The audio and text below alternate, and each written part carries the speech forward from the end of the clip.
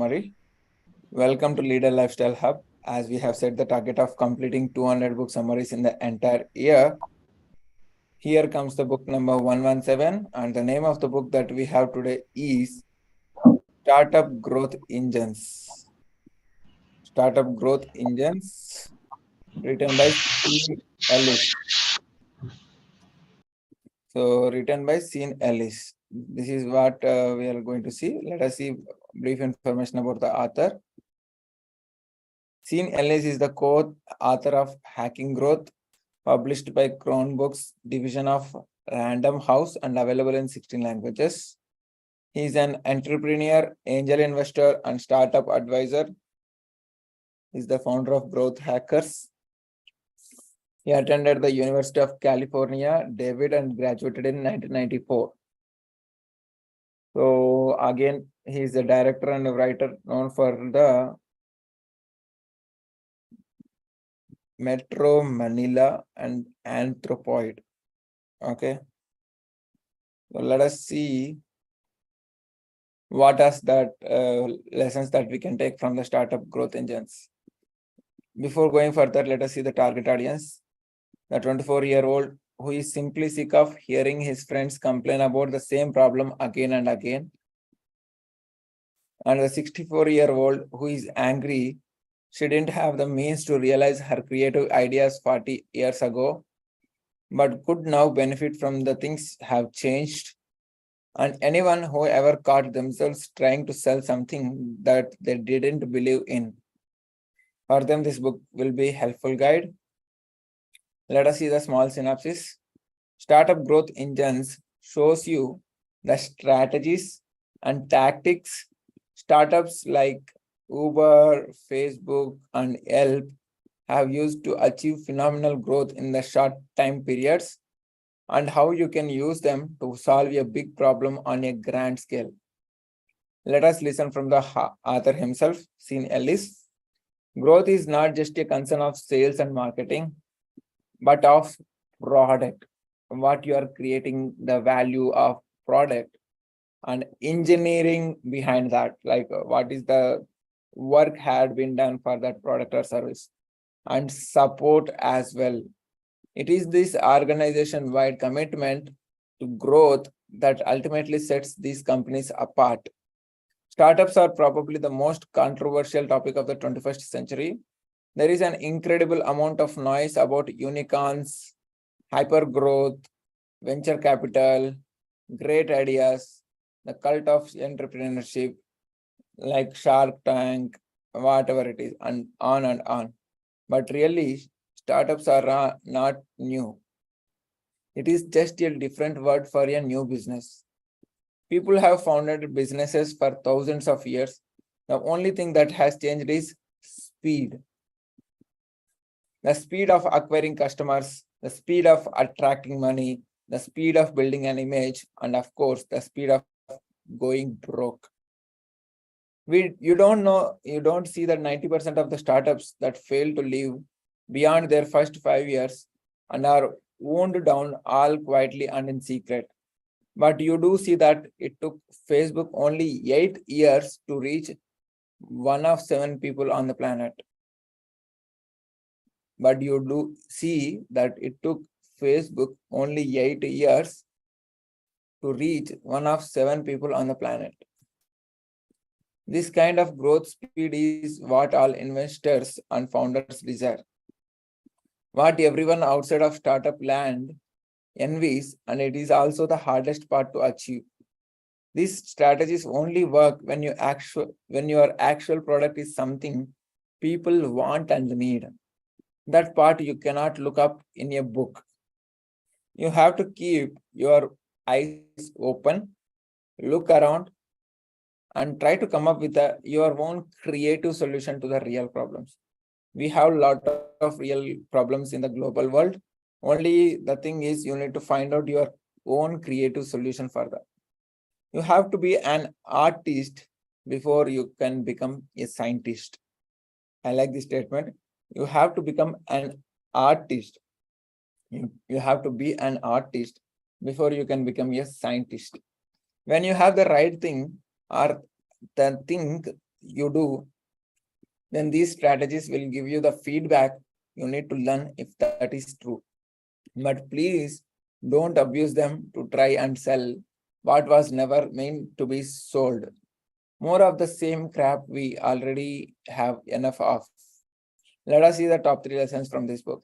At the core of it is growth hacking, a term the author of Startup Growth Engines, Ellis invented. It is just one piece of the puzzle, but one of the most important ones.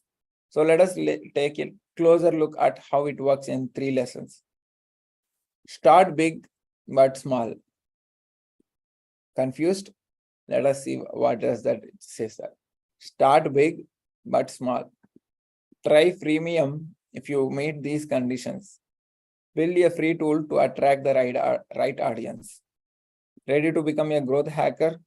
Let us learn how to market in the 21st century. Lesson number 1, start big but small.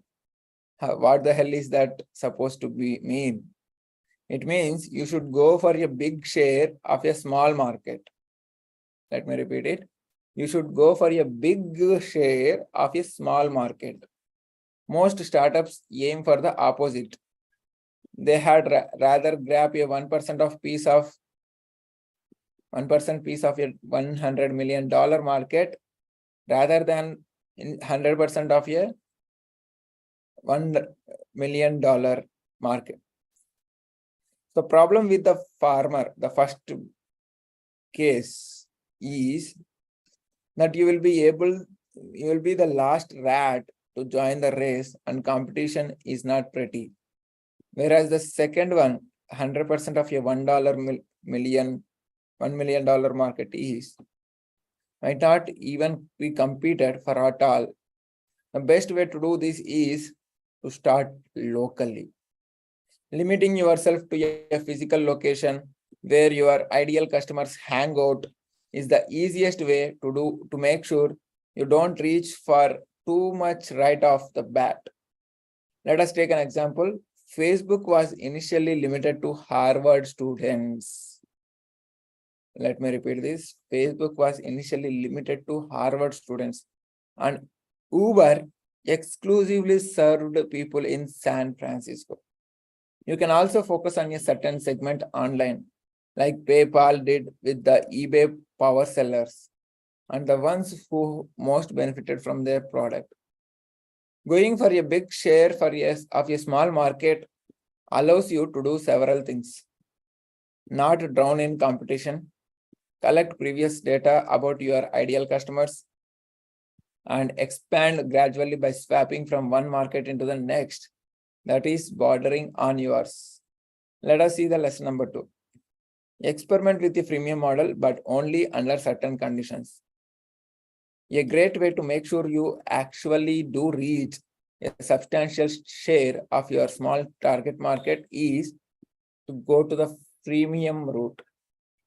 Freemium simply means there is a version of your product that people can use for free with an upgrade to more and better functionality being optional. Let us take another example. Most gaming apps now work on this freemium model. You can download and play the game for free, but to access certain features or to advance faster, you have to pay. Plenty of software services also do this, like Dropbox, Evernote, or Trello, and many services of file transferring.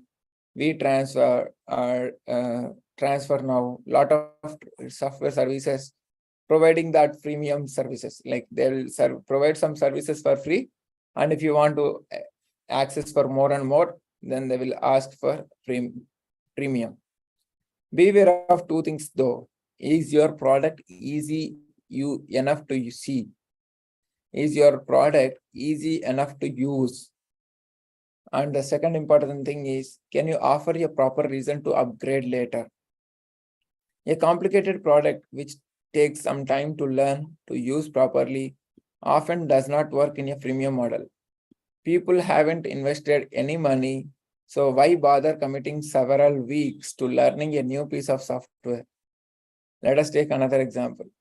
ConvertKit is an email marketing software for professional bloggers, but you have to learn a lot to use it properly.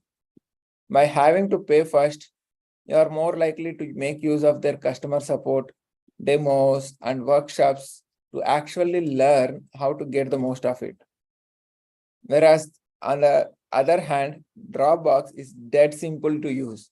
The only problem you could run into is running out of space. And voila, there is your clear reason to upgrade and buy Dropbox Pro.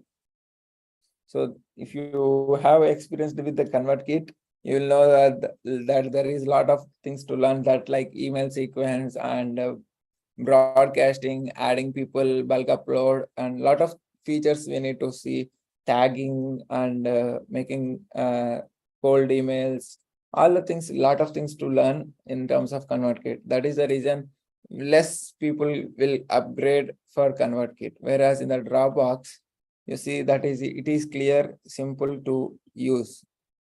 Let us see the lesson number 3. Build a free tool that solves a problem to get people to know you. Online marketers do a lot of things wrong these days, but this one they get right.